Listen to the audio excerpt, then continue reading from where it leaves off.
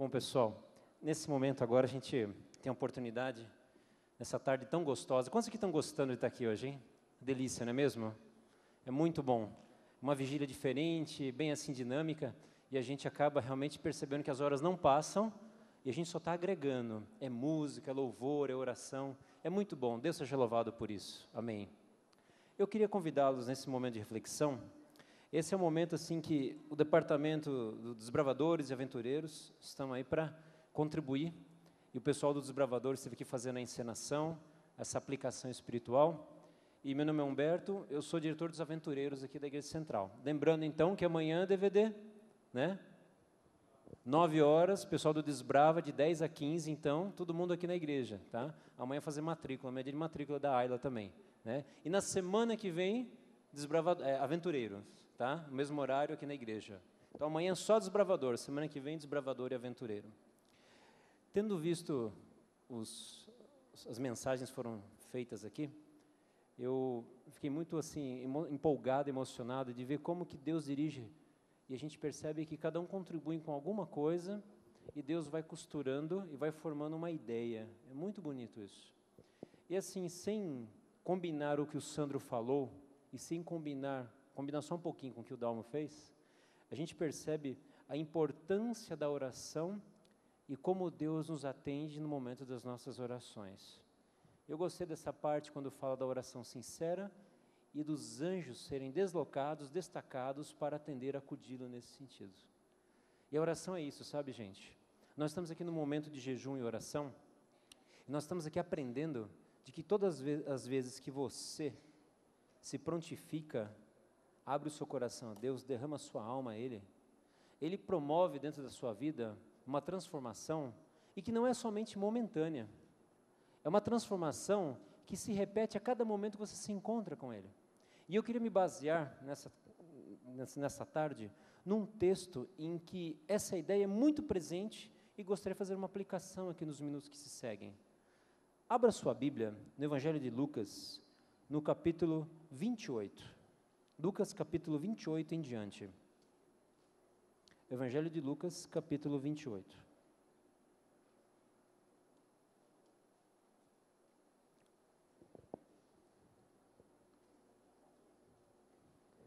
Lucas 9, versículo 28.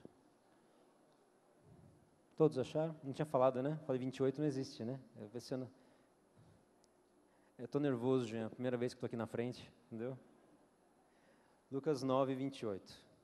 Cerca de 8 dias depois de proferidas estas palavras, tomando consigo Pedro, João e Tiago, subiu ao monte com o propósito de orar.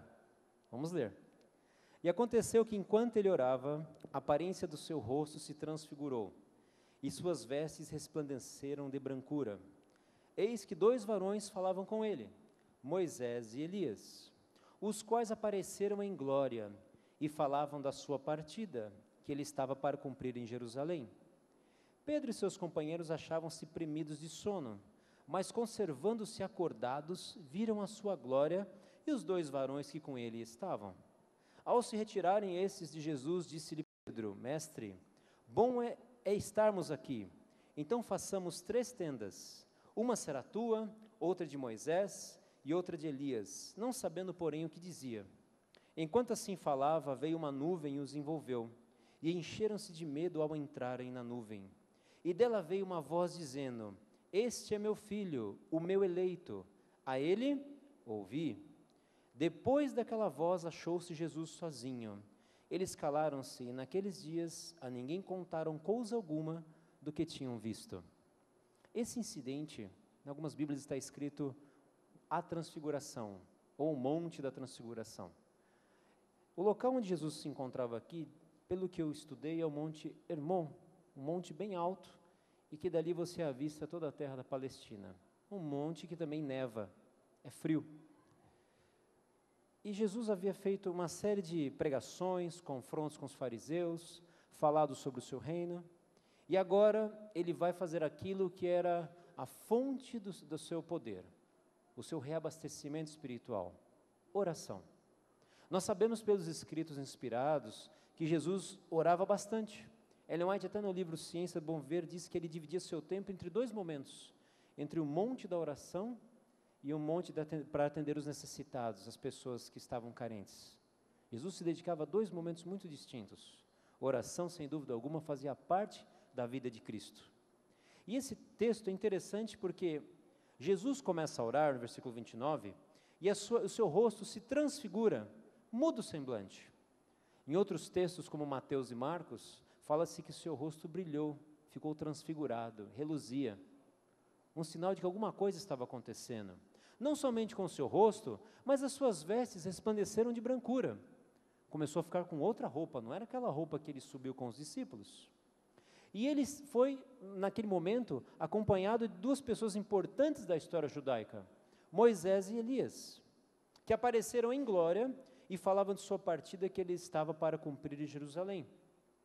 Pedro estava sonado junto com os demais discípulos, e imagina que ele estava pescando ali, caindo, ele coçou o olho quando viu aquilo, viu aquela cena, ele falou assim, vamos preparar porque o lugar aqui é muito bom, vamos morar todo mundo junto porque o local é o melhor local do mundo, o melhor lugar do mundo, porque ali estava realmente uma coisa que eles nunca tinham visto. E naquele momento uma nuvem os envolve, Deus fala, que momento especial. Até comentei na classe dos jovens hoje que faleceu Leonard Nimoy, o Sr. Spock.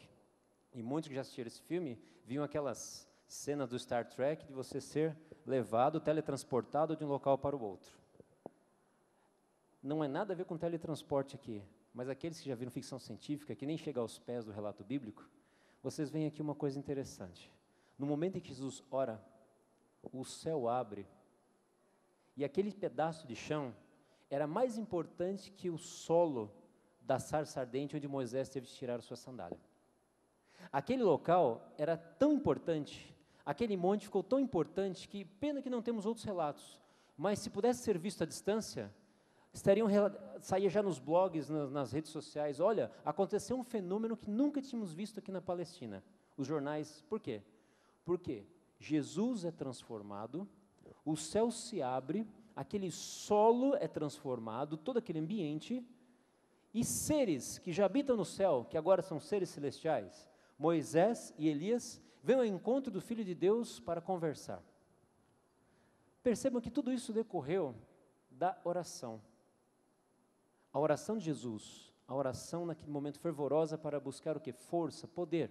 Porque ele tinha um trabalho, ele tinha uma tarefa. E a tarefa, qual que era a tarefa? Passar pela cruz. A gente vai ver aqui na frente.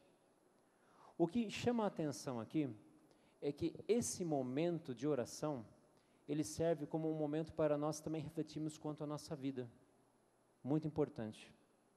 Porque quando Deus ouve a oração de um sincero, Ele fala que aos seus anjos dará ordens. Daniel, quando orava, Deus falou assim, no princípio das suas súplicas, mandei-te Gabriel. E Gabriel fala, estou aqui, pretendei, pôs a mão no ombro de Daniel. A questão é a seguinte, que nós precisamos entender que as histórias bíblicas não são meras aplicações que nós vamos fazer aqui, mas elas têm um fundo de verdade, e isso eu sei que você já tem na sua vida. Quando você ora com sinceridade a Deus, o que acontece naquele momento? O céu se abre para você. Você sente uma paz contigo. Irmãos, Jesus naquele momento, ele teve um vislumbre do céu ao qual ele habitava. Ele era homem e Deus, mas naquele momento, a função divina não poderia ser usada em nenhum benefício próprio dele. E ele estava naquele momento passando por um julgamento do mundo, em que ele seria o culpado, embora não tivesse cometido pecado algum. E naquele momento, então, ele tem um vislumbre da glória que ele deixou, ele olha o céu, e o céu já está ali, e naquele momento ele é transformado, e aparece Elias e Moisés. Alguns antigos comentaristas falavam, Elias e Moisés, a lei e os profetas. Moisés representa a lei, e Elias os profetas. Mas segundo o comentário bíblico adventista, uma importante visão ali também é que a missão de Jesus não era destituída de nenhum significado. Ele morreu para nos dar o que, gente? A vida eterna. E Moisés representa um grupo, o grupo daqueles que morreram no Senhor e serão ressuscitados. Porque Moisés, o que aconteceu com ele? Ele foi e bateu na rocha. E Jesus falou assim, fale com a rocha. E por aquele motivo, Deus falou, por não ter cumprido as minhas ordens, não entrarás na terra. E ele subiu até o Monte Hor, o que aconteceu? E morreu. Deus o levou, Deus suprimiu o fôlego de Moisés. Mas tempos depois, Moisés foi ressuscitado e foi levado ao céu. O livro de Judas fala sobre isso, que até Satanás contendia com Jesus sobre o corpo de Moisés, porque o inimigo queria usar o corpo de Moisés como um símbolo de vitória, ou até como um amuleto, e Deus não permitiu, e Moisés foi levado ao céu após uma ressurreição. Por isso que a figura de Moisés representa o trabalho de Cristo que não foi em vão, porque aqueles que morreram em Cristo serão ressuscitados. É a nossa promessa, é a nossa certeza, é a nossa tranquilidade. Elias representa o outro grupo. Elias representa o grupo daqueles que não passaram pela morte, que serão trasladados quando da volta do Senhor. Se eu estiver no primeiro ou no segundo, tanto importa. O importante é que estaremos todos juntos. Mas Deus tem uma solução para todos. Então, se você perdeu alguém querido, você sabe que pela promessa bíblica, se morreu em Cristo, ele será ressuscitado naquele dia. Se você estiver vivo na volta do Senhor, será ressuscitado e será transformado. E esse momento foi muito importante porque Jesus, ele viu que o seu trabalho valeria muito a pena. Porque Moisés e Elias mostravam para ele o trabalho, o resultado, todas as lutas dos profetas do Antigo Testamento e o que ele iria passar. Acompanhem comigo no versículo 31, que diz assim, os quais, Moisés e Elias, apareceram em glória e falavam da sua partida. A palavra partida aqui é a mesma palavra de êxodo, de êxodos, como se fosse uma jornada, a saída de um Egito de pecado, de trevas. E daí eles confortavam, porque estava para cumprir em Jerusalém, que era a cruz. Todo esse contexto Jesus sabia, e o peso era grande. Nesse momento, então, ele foi confortado por esses seres salvos, que já habitavam o céu, já habitam o céu. Lembre-se que de um outro momento, pós-tentação, Jesus foi confortado por quem? Pelos anjos. Percebam então que o céu, ele vem ao encontro daquele que busca Deus. Deus talvez não vá trazer para mim Elias e Moisés para conversar comigo, né, Bicudo? Mas Deus pode colocar anjos. Deus pode colocar um anjo reluzente na minha e na sua vida, às vezes para fazer um milagre, para mostrar um caminho certo, o que deve fazer ou não fazer, mas como também Deus pode usar pessoas e influenciar. Deus é Deus, Ele pode tudo. O que é importante é que nos momentos de oração, Deus transforma a nossa vida e Deus usa o crente. Eu me lembro de uma história que meu sogro me contava, de quando ele clinicava na Santa Casa, os plantões da Santa Casa, ele atendeu uma pessoa, para quem não conhece, meu sogro já é falecido, era médico. E na Santa Casa ele atendeu algumas pessoas, e uma família veio agradecer muito a ele, chegou e falou assim, doutor Osmair, queremos agradecer muito ao senhor e aquele outro médico que estava com o senhor, cuidando do nosso familiar. E ele disse, mas não tinha outro médico comigo? Sim, tinha um homem de branco com o senhor, ajudando ali, medicando. E naquele momento ele respondeu, caiu a ficha, aquilo era o anjo, meu anjo que estava me ajudando para trabalhar com seu parente. Perceba então que os seres celestiais, os anjos de Deus, numa vida de oração, eles vêm até a nossa vida para nos ajudar em quaisquer circunstâncias da vida. Pode ser uma criança que chora porque perdeu um doce, pode ser um pai de família que perdeu o emprego, pode ser um filho que chora por um ente querido. Qual é o limite para uma atuação dos anjos de Deus? Nenhuma. Nós é que somos limitados e somos faltos de fé para entender que Deus não tem impossíveis para realizar. Por isso que milagres não são coisas que se limitam à ciência que a gente está acostumado a estudar nos bancos escolares. O que Deus pode fazer vai além da imaginação. Essa é a verdadeira ciência, não oculta, mas a ciência divina que os homens não conhecem. E no céu nós temos a oportunidade de ver muitas coisas. Mas voltando aqui, eu queria fazer uma aplicação muito importante desse momento com a nossa vida.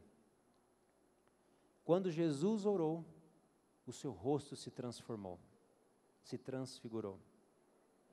Quando nós oramos a Deus, a nossa imagem se transforma. Irmãos, nós vamos ser crentes vitoriosos e vamos impactar o mundo. Como bem falou o pastor, o exemplo de você ficar parado como um vaso, uma samambaia, não vai mudar em nada. Você é como se fosse um um quadro numa parede, não. Mas quando você ora, você se transforma, você impactua pelo seu semblante, assim. Por isso que você se impactua pelo seu sorriso, pelas boas palavras colocadas, pelas suas boas palavras que não desonram a Deus, não tem palavrão, não tem língua pesada. Muda a vida do crente. Deus muda a sua aparência, o seu estereótipo. Por isso que quando você se torna crente, você não tem mais penduricalhos, você não é mais árvore de Natal. Você não precisa mais de outras coisas para dizer que você é belo, porque Deus o faz belo. Esses são valores que a gente não entende por quê, mas o corpo glorificado não precisa nem de roupa, Adão nem roupa usava. E no momento que você faz uma oração, eu quero fazer uma aplicação bem profunda e você analisar, que você sai com um semblante diferente. Você não tem aquela cara caída. Ninguém termina uma oração e fala assim, acabei de orar, pedi a Deus. Isso não é resultado de oração. Isso é o começo, antes de você receber a bênção. Mas a oração tem que ser praticada, exercitada continuamente. Nós não conseguimos resolver, às vezes, pela palavra, mas orando, intercedendo uns pelos outros. Então, a oração, por isso nós estamos aqui orando, ela transforma a nossa imagem junto ao mundo. E a sua imagem é o seu rosto, a sua roupa, a sua fala, o som da sua voz. Você fala como se o céu falasse. Isso é impactar o Evangelho nas pessoas. Isso é que o mundo está esperando.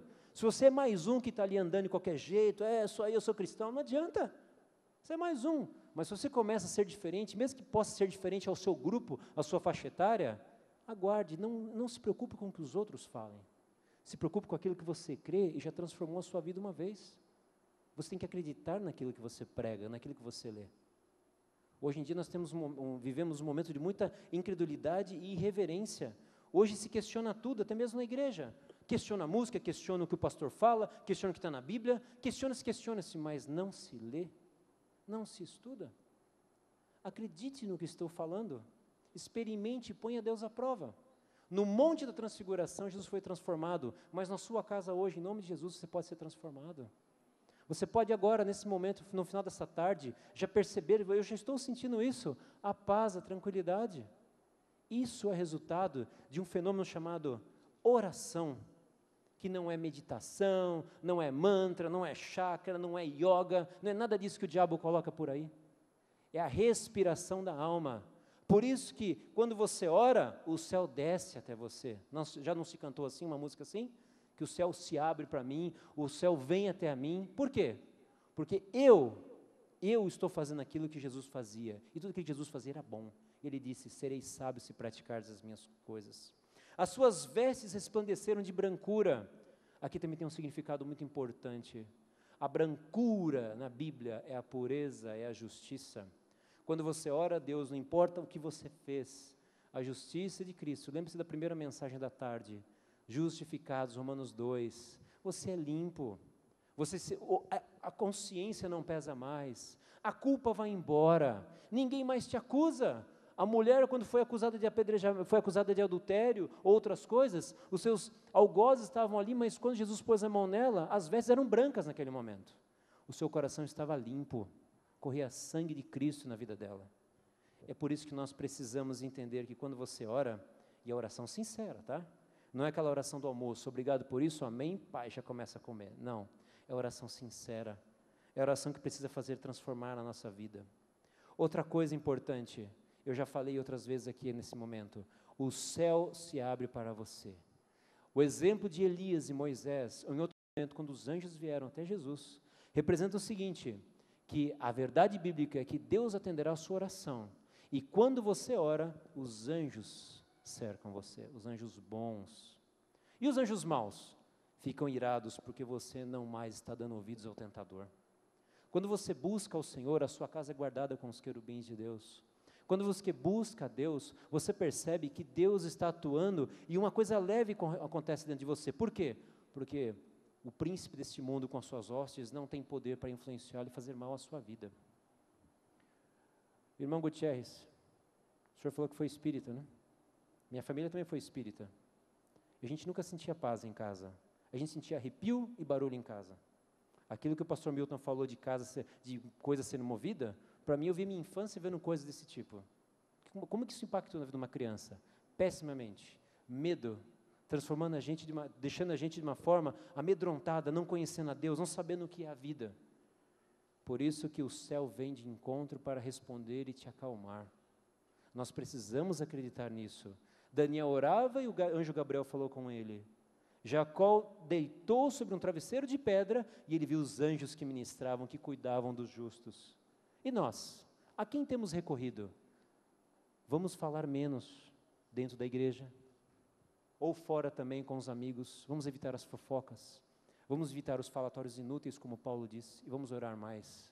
Se junta-se alguns para falar de problemas, e quando você fala de um assunto, já emenda o assunto de uma pessoa, não frite a outra pessoa.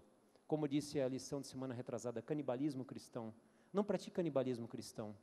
Coloque em oração a sua vida e do outro em que te incomoda ou que fez um mal para você. Irmãos, nós temos que entender que a nossa luta é espiritual.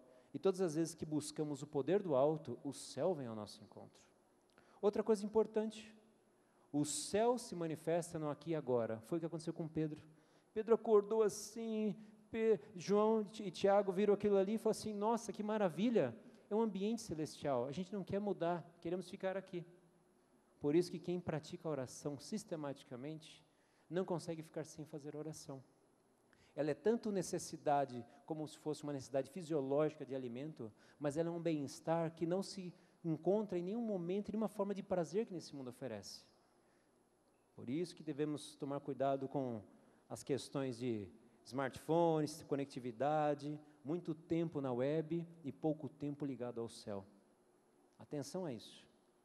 Outro detalhe importante, Deus nos envolve como o seu Shekinah brilhava sobre o santuário. Quando eles terminaram aquele encontro, Jesus, Moisés e Elias, aquela nuvem tomou conta, e aquela nuvem é a presença do Pai. O Shekinah que brilhava, aquela nuvem que habitava o lugar santíssimo do santuário, foi sentido naquele mesmo momento em que Jesus orava e foi transfigurado, e ali estava o mundo glorificado, o céu ali. Quando você ora a Deus, o Pai te envolve. A nuvem celestial habita o cômodo da sua casa, do seu quarto. É por isso que quando eu olho a oração da transfiguração, eu vejo dois tipos de oração modelo na Bíblia. A oração do Pai Nosso, ela ensina os motivos, os porquês de orar. E a oração da transfiguração, ela mostra os efeitos em que cada um sente e percebe que é transformador na vida do crente. Por isso que a oração da transfiguração não se fala o que deve fazer, mas ele explica o que acontece na vida de cada um de nós. Por fim, depois que Deus se manifesta, ele falou, e dela veio uma voz da nuvem, dizendo, este é meu filho, o meu eleito, a ele ouvi. Percebam que, após uma oração sincera, acontece uma coisa muito importante na vida da gente. Você se entrega mais uma vez a Deus. É o processo de conversão em poucos minutos. Confissão, arrependimento, perdão. A oração da transfiguração, ela serve para nós para mostrar o seguinte, venha como estás. Eu vou abraçá-lo, vou sustentá-lo. Lembre-se das promessas bíblicas, lembre-se dos salmos, das coisas que você mais gosta. É o que Deus vai fazer, mas tem que crer. E você faz isso, e na sequência o Pai te envolve. Se precisar, os anjos vêm. O Espírito Santo envolve você na sua vida, e você fala, Senhor, a minha resposta é, eu vou te seguir. E seguir a Jesus, irmão, significa obedecer. É por isso que na matemática do céu, a ordem dos fatores altera o produto. Você não pode obedecer para depois crer. Você precisa crer para obedecer. Quando você ama Jesus, você não questiona o que Jesus pede para a sua vida. Ele manda, mas o mandar dele é tão amoroso, é tão bom, que você entende como um pedido. Ele fala assim, o meu jugo é uma coisa difícil de entender, uma canga de boi, um peso aqui no ombro, mas não é peso, porque ele fala que é leve, é tranquilo, é suave, não dói, não caleja. Deus não faz isso com a gente, o mundo faz, as pessoas fazem. E quando nós falamos aqui em motivos para oração e buscar o Espírito Santo, tem pessoas que dizem, obedecer a Deus é incompatível com o Espírito Santo. Não é. Vamos ao livro de Atos, capítulo 5. Atos dos Apóstolos.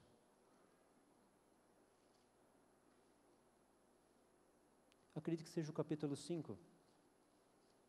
Isso mesmo.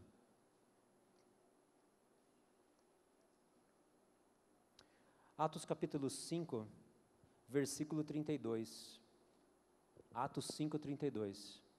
Ora, nós somos testemunhas desses fatos, e bem assim o Espírito Santo que Deus outorgou aos que lhe obedecem.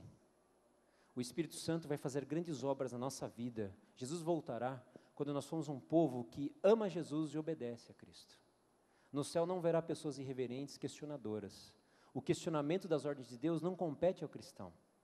Na verdade, a gente questiona como porquês, porque nós somos às vezes falhos. Mas quando você tem um coração sincero, Deus responde aos porquês. Ele fala em Isaías 1,18, vinde e arrazoemos. Mas ele fala aqui que é o tipo de pessoa que tem um coração propenso a se transformar. Satanás questionou um tempo no céu e foi expulso porque os seus questionamentos não eram mais questionamentos para se dar por esclarecido, mas é porque queria criar a controvérsia, os embates no céu. Nós como cristãos hoje, vamos nos apegar a esse tipo de oração. Acreditemos que Deus transforma a nossa vida. O céu vem até o nosso encontro, os anjos nos auxiliam, o Pai nos envolve e vamos fazer o quê? Trabalhar para Jesus. Porque assim nós vamos perceber que nós somos as pessoas mais felizes do mundo. Estamos aqui hoje, alguns poderiam estar dizendo, nossa, 10 horas na igreja? E quem fica numa sala de um cinema de um filme de 4 horas? Hã? E aí? E quem fica, às vezes, numa viagem de 8 horas no avião porque vai fazer um pacote turístico, ou num ônibus por 12, 15 horas? E aqui, só se alimentando da palavra viva, ouvindo testemunhos. Quais são as prioridades da sua vida hoje? Deus tem um plano na nossa vida, irmãos. Eu tenho certeza que Ele vai lhe responder hoje, e se não terminar hoje, vai começar hoje a fazer a obra e responder a você. Que Deus abençoe a todos. Amém.